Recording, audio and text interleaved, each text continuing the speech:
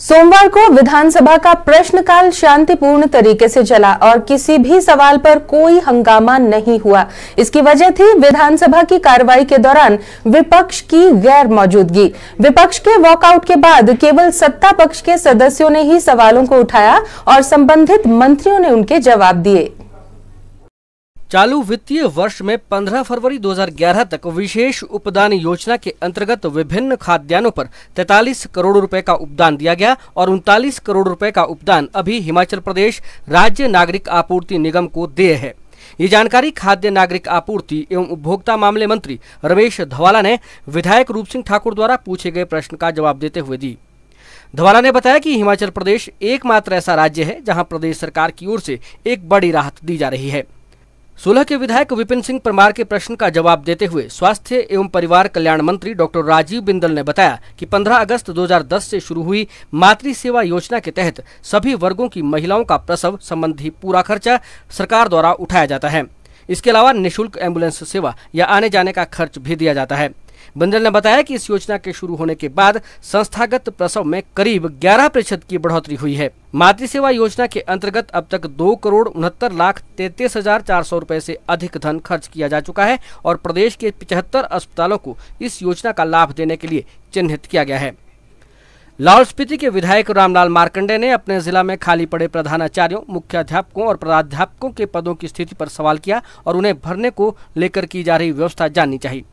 जवाब में शिक्षा मंत्री आई.डी. धीमान ने लाहौल स्पीति के स्कूलों में छात्रों की कम संख्या पर चिंता जताई और कहा कि इस जनजातीय जिला में केवल 47 पद रिक्त पड़े हैं जिन्हें जल्द ही भर दिया जाएगा।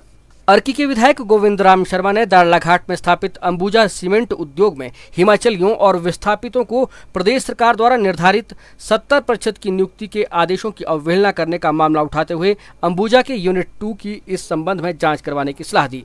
जवाब में लोक निर्माण मंत्री ठाकुर गुलाब सिंह ने सदस्य को जांच का आश्वासन दिया। तांदी संसारी नाला सड़क को सीमा सड़क संगठन को सौंपने और उसके रखरखाव पर पूछे गए सवाल का जवाब देते हुए मुख्यमंत्री प्रेम कुमार धूमल ने बताया कि ये सड़क पहले भी सीमा सड़क संगठन के अधीन थी और सुरक्षा की व्यवस्था को देखते हुए इसे फिर से BRO के तहत लाया जा रहा है। उन्होंने सड़क के रखरखाव और मुरम्मत की चिंता को जायज बताते हुए आश्वासन दिया कि सीमा सड़क संगठन इस कार्य को बेहतर ढंग से कर सकता है और इस मामले में राज्य सरकार भी पूरा ध्यान रखेगी। सिटी चैनल के लिए शिमला से देवराज के साथ राकेश शर्मा की रिपोर्ट। राज्यपाल के अभिभाषण पर लाए गए धन्यवाद प्रस्ताव पर चल रही चर्चा के तीसरे और आखिरी दिन सरकार की खूब वाहवाही हुई। चर्चा में केवल सत्ता पक्ष के ही सदस्यों ने भाग लिया और सरकार की जन कल्याणकारी योजनाओं और 3 वर्ष की प्रदेश सरकार की उपलब्धियों पर ही चर्चा हुई। अधिकतर सदस्यों ने 2012 के विधानसभा चुनावों में भाजपा सरकार के फिर से सत्ता में आने के दावे किए। राज्यपाल के अभिभाषण पर लाए गए धन्यवाद प्रस्ताव पर चर्चा के आखिरी दिन आज माहौल पूरी तरह से शांतिपूर्ण रहा। चर्चा में भाग लेते हुए मुख्य संसदीय सचिव सुखराम चौधरी ने प्रदेश सरकार को मिले 36 पुरस्कारों, प्रदेश सरकार की ओर से चलाई गई जनहित की योजनाओं और सरकार की 3 वर्ष की उपलब्धियों का उल्लेख करते हुए कहा कि प्रदेश सरकार की लोकप्रियता का ग्राफ बढ़ता जा रहा है, जिससे कांग्रेस पार्टी के लोग परेशान हैं। विपक्ष की ओर से किए गए वॉकआउट पर कटाक्ष करते हुए चौधरी ने कहा कि हाल ही में हुए पंचायती राज संस्थाओं के चुनावों में भाजपा को मिली सफलता इनकी सबसे बड़ी परेशानी है, जिसे सब लोग भलीभांति जानते हैं। सुखराम चौधरी ने दावा किया कि आगामी लोकसभा चुनाव में जिला सिरमौर से कांग्रेस पार्टी का सूपड़ा साफ होगा।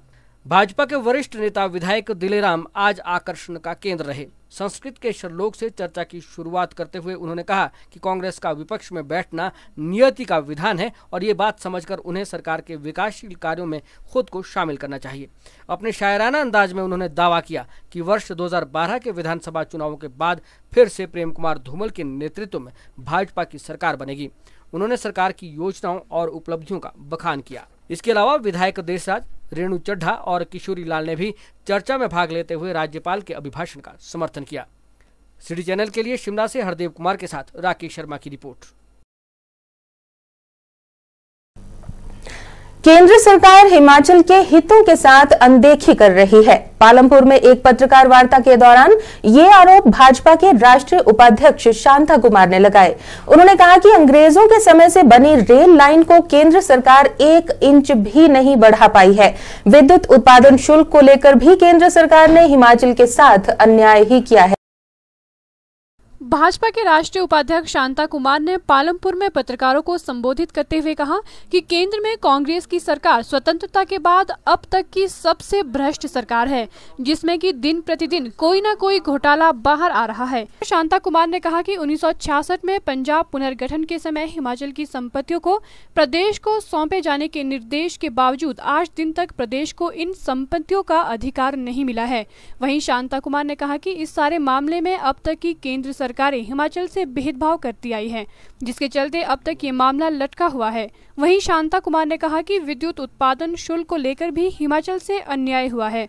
शांता कुमार ने कहा कि केंद्र सरकार ने खुद रंगराजन कमेटी बनाई थी, जिसने कहा था कि संविधान की धारा 288/2 के अंतर्गत हिमाचल ये शुल्क ले सकता है और लेना चाहिए। बावजूद उसके आज तक केंद्र सरकार ने इसकी अनुमति नहीं दी है। भारत स्वतंत्र होने के बाद केंद्र की कोई सरकार इतनी बदनाम, इतनी बेनकाब, इतनी लाचार, इतनी मजबूर कभी नहीं थी जितनी आज है। दुनिया भर के अंदर भारत भ्रष्टाचार के कारण बदनाम हो गया है।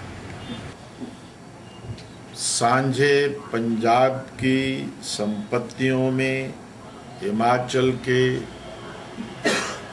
हिस्से के सवाल पर कई सालों से सुप्रीम कोर्ट में केस लटक रहा था। सुप्रीम कोर्ट ने भारत सरकार को कहा कि आप सभी प्रदेशों को बुलाकर मध्यस्थता करके निर्णय करो। भारत सरकार ने कोई रुचि नहीं दिखाई, विधिवत बैठक भी नहीं बुलाई। अब मामला सुप्रीम कोर्ट में फिर है। मुझे खुशी है कि उन्होंने जल्दी निपटाने का निर्णय लिया है। बिजली पर एक ड्यूटी होती थी, वो भारत सरकार ने ख़त्म की। फिर रंगाराजन कमेटी बनी, भारत सरकार ने बनाई। उस कमेटी ने कहा कि संविधान के आर्टिकल 288/2 के अंतर्गत हिमाचल जनरेशन टैक्स लगा सकता है, लगाए। भारत सरकार की उस कमेटी की सिफारिश पर हिमाचल ने कानून बनाया, लेकिन भारत सरकार उसकी अनुमति आज तक नहीं दे रही। वहीं रेलवे को लेकर शांता कुमार ने कहा कि चीन हिमाचल की सीमा तक रेल लाइन पहुंचा चुका है और भारत सरकार द्वारा हिमाचल में अंग्रेजों के जमाने की बनी रेल लाइन में 1 इंच भी नहीं बढ़ा पाई है। सिटी चैनल के लिए पालमपुर से संजीव राणा की रिपोर्ट।